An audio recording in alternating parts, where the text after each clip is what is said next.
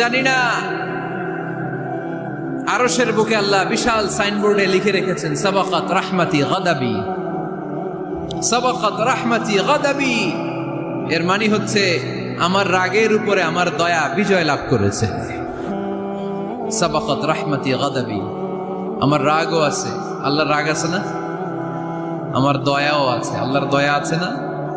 আল্লাহ বললেন আমার রাগও আছে, আবার আমার দয়াও আছে। তবে জেনে রেখো আমার রাগের চেয়ে দয়া বেশি।